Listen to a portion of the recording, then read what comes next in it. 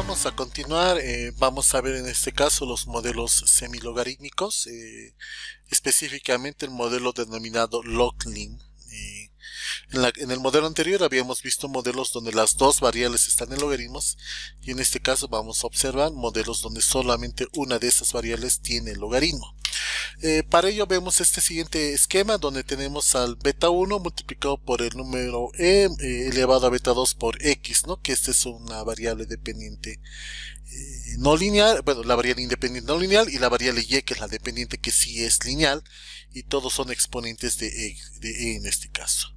Si sacamos la derivada de este modelo respecto a x, observamos que la misma es beta 1 por beta 2 e a la beta 2 x, ¿no? En general, porque la derivada de un exponente sigue siendo la misma. La misma en todo caso sería beta 2 multiplicado por y, porque sería básicamente beta 1 e a la beta 2x sigue y, entonces beta 2 por y se simplifica.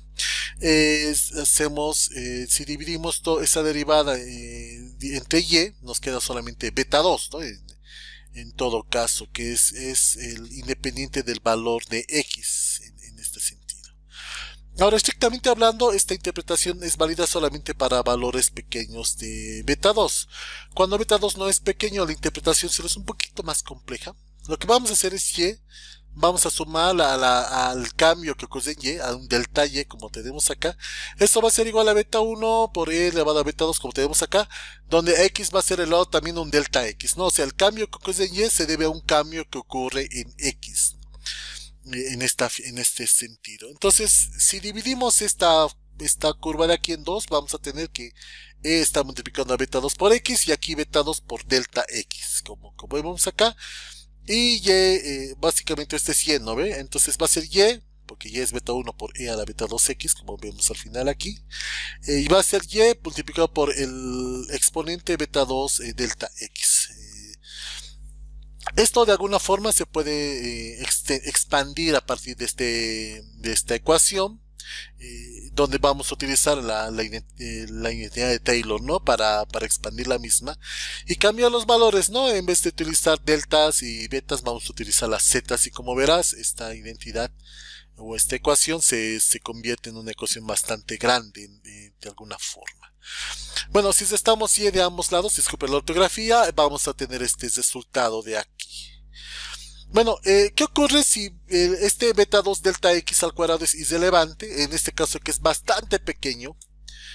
Bueno, si es bastante pequeño, resulta que delta y que la elasticidad de y respecto a x dividido entre y es igual a beta 2. Pero si es no relevante, o no es relevante, en realidad es un valor no muy pequeño que digamos, esta va a ser la identidad, ¿no? El resultado. Entonces necesitamos de todas formas expandir esta ecuación. Y si delta x es una unidad, bueno, este sería el resultado final del modelo. Ahora, si x es 0, y va a ser beta 1 por e elevado a la 0, por lo tanto va a ser beta 1, ¿no? El resultado que estamos viendo aquí. Bueno, entonces, ¿qué es lo que estoy queriendo decir con esta pequeña demostración? Lo que queremos decir es que cuando apliquemos logaritmos, lo que vamos a encontrar también es una semi-elasticidad en el fondo. A ver, apliquemos logaritmos a esta ecuación. El logaritmo de y es igual al logaritmo de beta 1 e a la beta 2x. El logaritmo de un producto es la suma de sus logaritmos, como vemos aquí, logaritmo de beta 1 más logaritmo de e beta 2x. Aquí tengo el logaritmo de una potencia, entonces va a ser beta 2 x logaritmo de e, y el logaritmo natural de e es igual a 1. ¿Sí? No te olvides que estamos trabajando con logaritmos naturales, y el número e, el logaritmo natural del número e es 1, por lo tanto me queda beta 1 más beta 2x. Genial. Entonces el logaritmo de y es igual al valor que habíamos tenido antes, pero este beta 1' es el logaritmo de beta 1, no del logaritmo original. Entonces, a partir de esta pequeña ecuación, estamos encontrando el modelo log-lim de esta regresión. Aplicando los datos en el conjunto de datos en data 6 que estamos analizando, realizamos la regresión del logaritmo de los ingresos en función de la escolaridad, un ejercicio que ya habíamos hecho antes también. En este caso es 0.06 ¿sí? Esto indica que un año adicional de estudio, porque ese no tiene logaritmo, un año adicional de estudio provoca que los ingresos se incrementen en una proporción de 0.066. Pero como nosotros no entendemos el término proporciones, tal vez mejor entendamos los porcentajes. Así que este valor que está pintado de amarillo lo vamos a multiplicar por 100. Entonces un año adicional de escolaridad va a provocar que en promedio los ingresos laborales se incrementen en un 6.6%. ¿Sí? Si tenemos en cuenta que un año de escolaridad no es un cambio marginal, sino más bien es un cambio relevante, calculamos a partir de la fórmula que habíamos visto hace un momento cuál es el real cambio que ocurre, ¿no? Entonces reemplazamos los valores 0.066 más 0.066 al cuadrado entre 2 y me da 0.068 o un 6.8%. Como verás, un cambio en unitario en X es genuinamente marginal, entonces beta 2 va a ser pequeño y el resultado apenas cambiará en esta figura, ¿no? Sin embargo, claro, un año adicional de escolaridad no es tan pequeño y el coeficiente puede ser grande y este segundo término puede ser no relevante, pero en este caso un año de escolaridad no es marginal, pero la diferencia es muy pequeña, ¿no? 0.66, 0.68. En la práctica, si bien esto sería lo ideal, no es usual ver que alguien lo realice, no se ha obviado este procedimiento básicamente por el manejo tedioso de este conjunto de fórmulas, que si bien no son complejas, manejarlas no es algo que normalmente se haga. Aunque de todas formas, los softwares en especial, cuando se le pide que calcule efecto marginal, lo que hacen es calcular esto, ¿no? Que como no tiene casi ninguna diferencia con el valor original, pues se suele obviar en otras palabras, ¿no? Cuando beta 2 es inferior a 0.1 no hay mucho que ganar si calculamos este efecto marginal. Bueno, el intercepto beta 1, básicamente no te olvides que esto es beta 1'. Si queremos sacar cuánto es beta 1, aplicamos el exponente, o sea, el antilogaritmo natural, que es e elevado a este valor, y me da 6.27. Entonces, este sería el salario por hora que tienen los norteamericanos cuando no tienen un valor de escolaridad, ¿no? Que ese es el valor que se observa. Bueno, aquí está el diagrama de dispersión con la regresión semilogarítmica que tenemos aquí. Si te das cuenta, los datos están agrupados alrededor de la recta de regresión que acabamos de calcular. Y aquí estamos comparando la regresión con los datos lineales, ¿no? Entonces, la roja es la regresión logarítmica, la negra es la regresión logarítmica y la negra es la regresión lineal. Entonces, si te fijas, sí se ve un comportamiento no lineal en los datos, ¿no? No hay mucha diferencia en las dos sectas, pero la recta de regresión semilogarítmica o log-lin es más satisfactoria en dos aspectos.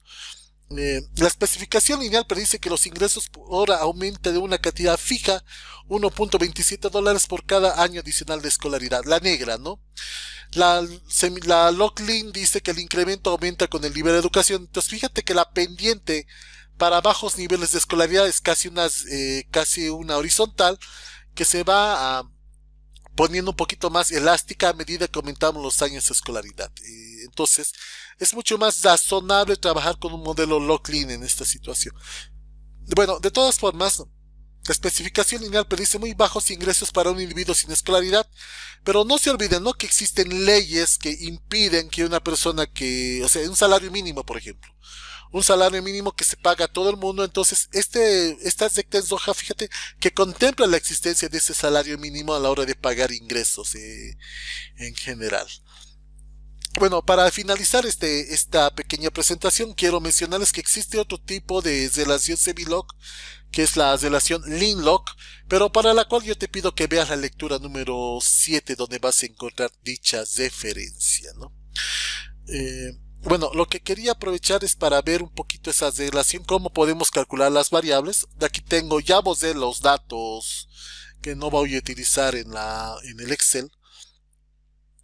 Bueno, no todos, al parecer. Vamos a quitar estos de aquí. Ok, entonces, fíjate que earnings, que son los salarios, tiene varias celdas en blanco, que son valores perdidos. Lo que voy a hacer es aplicar un filtro en earnings.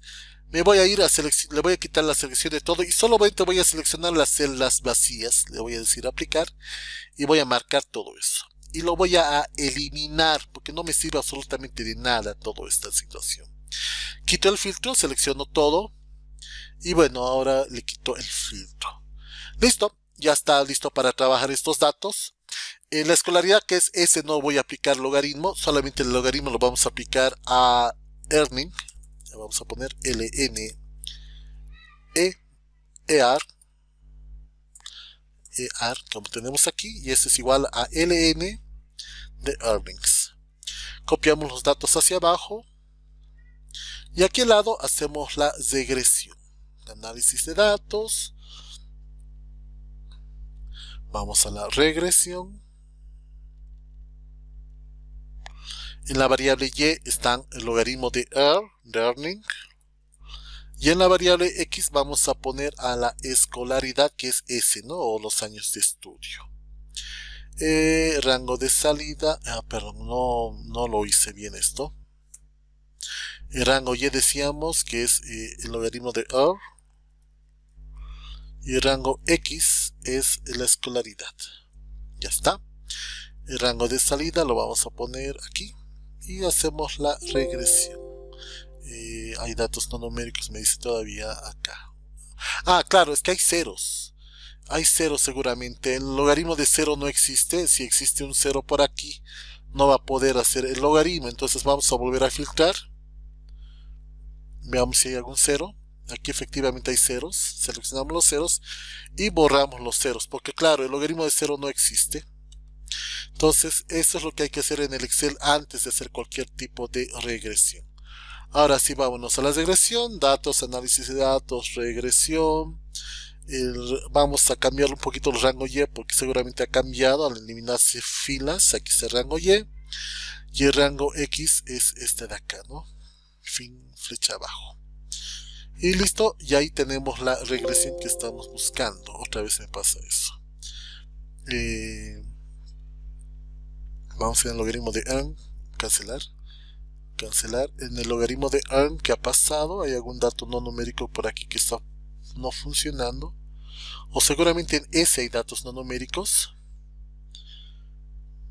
No, están todos los datos en S. Vamos a volver a calcular, creo que cometimos un error al reflejar los datos. Regresión, rango Y, logaritmo de los de earn, y rango X, ese, ¿no? Rótulos, me olvidé de rótulos, eso era. Listo, ahí tenemos la regresión. Entonces, estos son los mismos resultados que habíamos encontrado con la diapositiva anterior. Bueno, un gusto y muchas gracias por la atención.